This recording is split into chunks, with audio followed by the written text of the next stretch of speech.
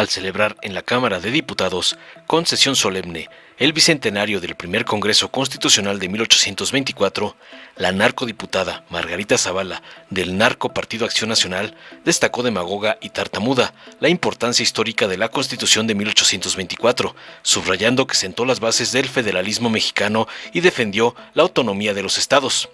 Zavala elogió, cantinfleando, a figuras clave como Ramos Arizpe y Fray Servando Teresa de Mier por su visión de un federalismo adaptado a la realidad mexicana, y finalmente enfatizó que la justicia federal debía respetarse, criticando la supuesta erosión de la justicia federal actual, y sugirió que se fortalecieran las justicias locales, concluyó su delirium tremens.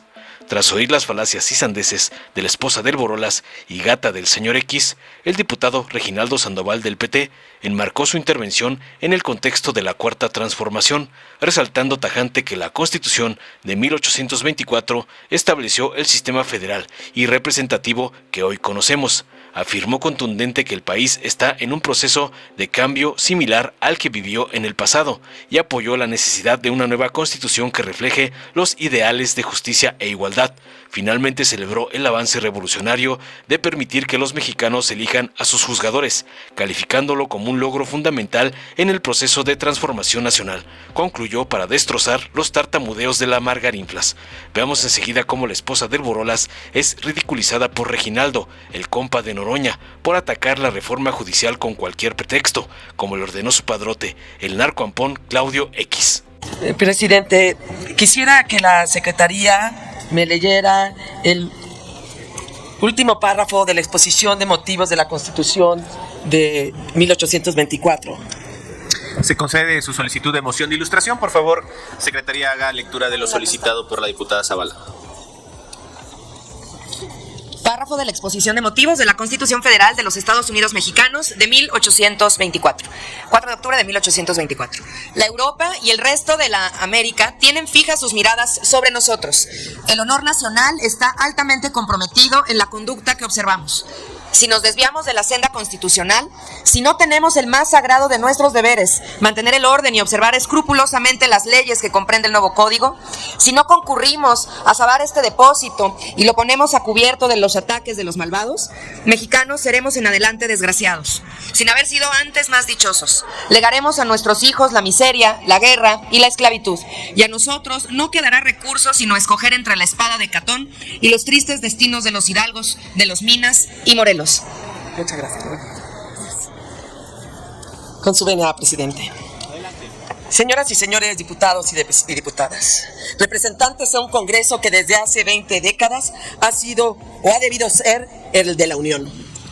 Hoy me presento ante ustedes para abordar un tema fundamental en la historia de nuestra nación: la configuración territorial y política de México en el crucial año 1824. En aquel periodo nos enfrentábamos a la ardua tarea de definir no solo los límites territoriales de nuestro país, sino también los principios que guiarían la relación entre Estados Unidos mexicanos y sus ciudadanos. La independencia de México, lograda a través del Plan de Iguala y los tratados de Córdoba, nos colocaba en una posición única. El imperio que surgía de esos eventos se fundamentaba en una visión plural, compuesta por diversas provincias que con el tiempo evolucionaron hacia la federación que hoy conocemos. Pero este proceso no fue lineal. Hubo que litigar o lidiar con la Constitución de Cádiz de 1812, un documento que no era exclusivamente mexicano, sino panhispánico y que poseía una marcada tendencia centralista. Dicho texto intentaba de manera casi imposible conciliar los intereses españoles de ambos hemisferios. El espíritu fue en contra de un régimen unitario. Como dice Felipe Tena Ramírez, se escogió la federación que, aunque desconocida, al menos ofrecía la liberación de la ciudad capital, reducto secular del absolutismo. Confirmaba entonces la independencia del país de un espíritu de reconocimiento de las propias identidades. No fue una copia de otros modelos como el estadounidense o el suizo. Nuestro federalismo se estructuró sobre las bases hispánicas y románicas, adaptando conceptos sí europeos, pero a nuestra realidad territorial y político. Hoy, casi 2 siglos después, seguimos viendo los frutos de esa estructura. México, a lo largo de estos 200 años, ha mantenido su integridad política y la unión entre sus habitantes gracias a las decisiones que se tomaron en aquellos primeros años de vida. A 2 siglos de distancia, quiero detenerme en 2 personajes especiales. Uno que es José Manuel Ramos Arizpe de Saltillo, Coahuila, y otro, Fray Servando Teresa de Mier de Monterrey, Nuevo León. Ramos Arizpe nos enseñó que el dominio del territorio corresponde a la nación, pero la jurisdicción, el poder decidir sobre ese territorio, debería pertenecer a los estados. Esa fue una concesión vital para evitar, dentro de esta pluralidad, que las provincias más ariscas se desunieran. Eso garantizaba la unidad dentro de la pluralidad.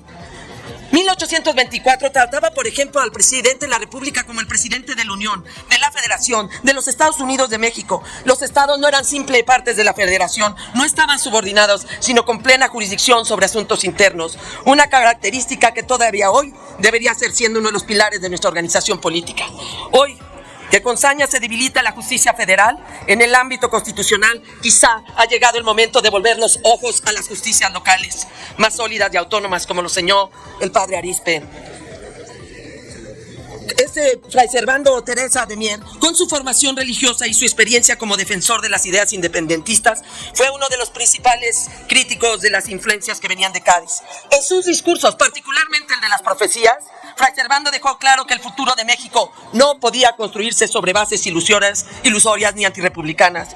Él desmantelaba la idea de que América pudiera ser tratada como colonia. No es una colonia, como sí había ocurrido en las posesiones de Francia o de Inglaterra en ultramar. El Congreso Constituyente de 1824, ahí el padre Mier, como lo conocen en Nuevo León, fue un firme defensor de la autonomía de los estados y de un modelo federal que respetara las particularidades de cada región y que asegurara también la unidad.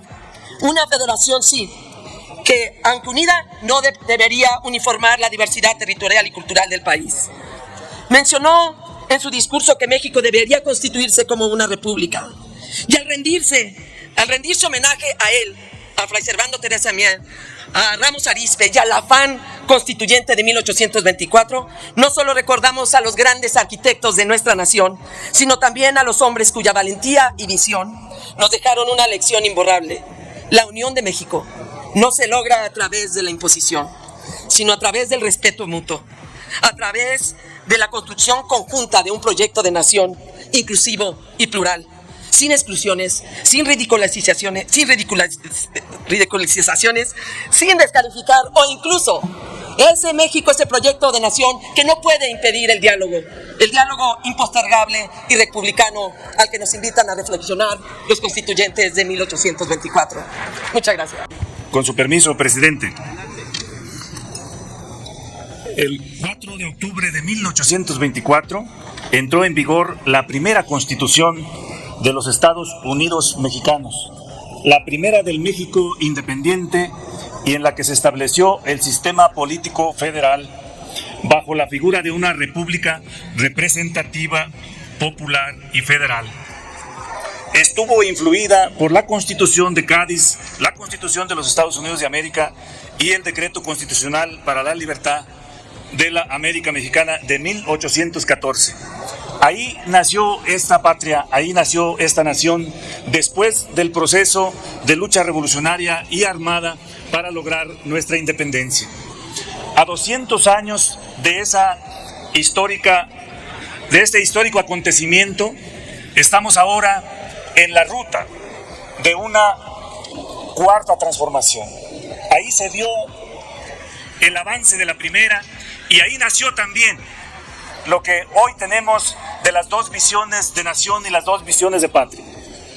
Los liberales y los conservadores, que luego vino otro proceso en 1857 y luego vino otro proceso, la de la Constitución de 1917.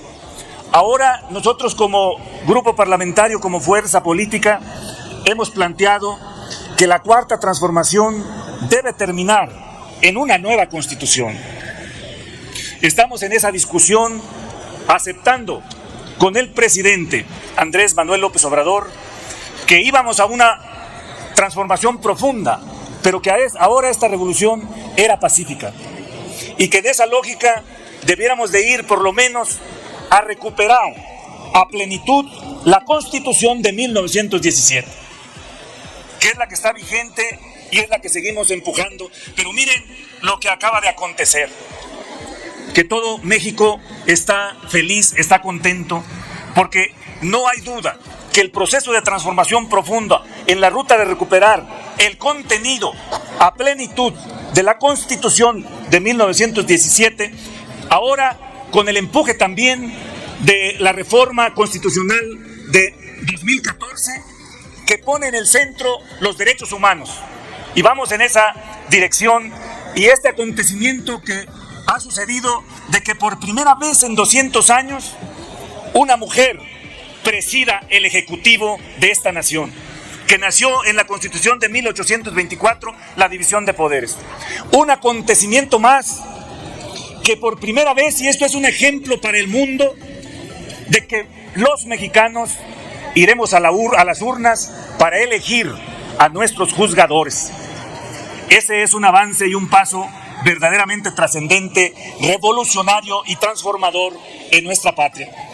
Nosotros extendemos la mano para que realmente iniciemos una discusión a profundidad de lo que queremos como patria, de lo que queremos como nación, para que frente al mundo no aparezcamos ni en la narrativa ni en los hechos de forma confrontada en lo fundamental. Porque nosotros sostenemos que el mercado no arregla todo, y por eso ha fracasado el modelo neoliberal. Y por eso sostenemos que las reformas constitucionales que estamos haciendo y vamos a seguir haciendo van en la dirección correcta del anhelo de miles de millones de mexicanas y mexicanos por la justicia, por la igualdad, por la libertad y por la democracia. Y sin ninguna duda, la Cuarta Transformación va en esa dirección, y el Partido del Trabajo y el grupo parlamentario del PT no le fallará al pueblo de México, sin ninguna duda. Con el pueblo todo, sin el pueblo nada. Muchas gracias, presidente.